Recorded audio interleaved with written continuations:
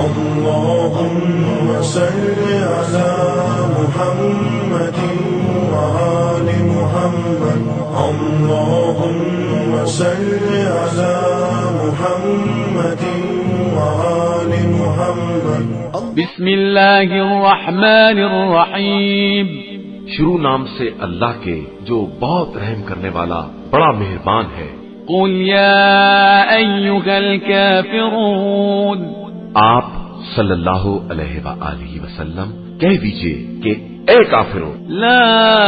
اعبد ما تعبدون، میں ان خداؤں کی عبادت نہیں کر سکتا جن کی تم پوجا کرتے ہو، ولا انتم عابدون ما اعبد، اور نہ تم میرے خدا کی عبادت کرنے والے ہو، ولا انا عابد ما عبدتم، اور نہ میں تمہارے معبودوں کی پوجا کرنے والا ہوں، ولا انتم عابدون ما اعبد،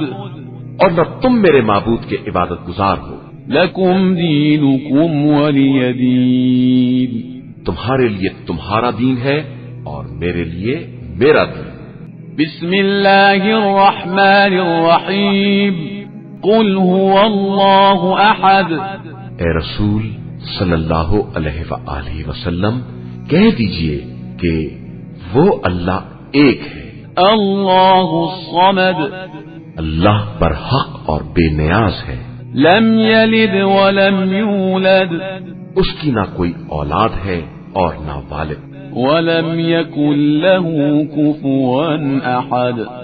اور نہ اس کا کوئی کفو اور ہمسر ہے۔ بسم اللہ الرحمن الرحیم، قل اعوذ برب الفلق، کہہ دیجئے کہ میں صبح کے مالک کی پناہ چاہتا ہوں، من شر ما خلق،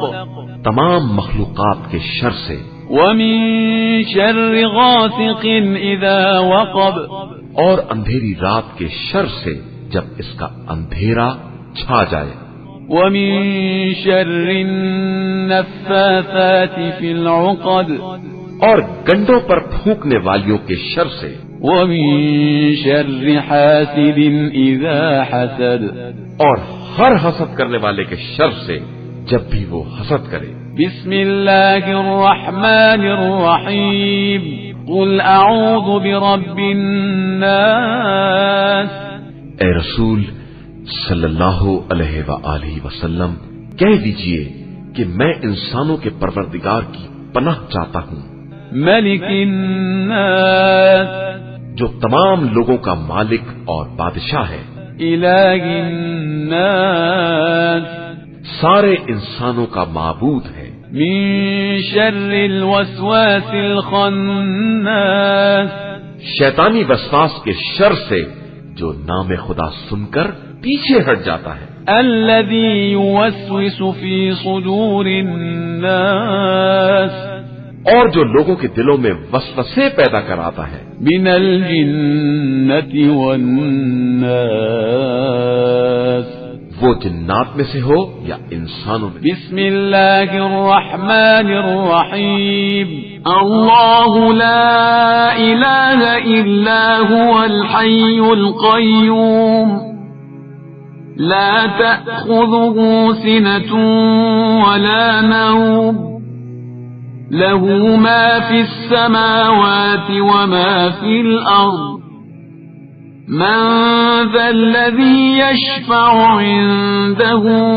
إلا بإذنه، يعلم ما بين أيديهم وما خلفهم ولا يحيطون بشيء من علمه إلا بما شاء، وسع كرسيه السماوات والأرض ولا يؤوده حفظهما وهو العلي العظيم۔ اللہ جس کے علاوہ کوئی خدا نہیں، زندہ بھی ہے اور اسی سے کل کائنات قائم ہے، اسے نہ نیند آتی ہے نہ اونگ، آسمانوں اور زمین میں جو کچھ بھی ہے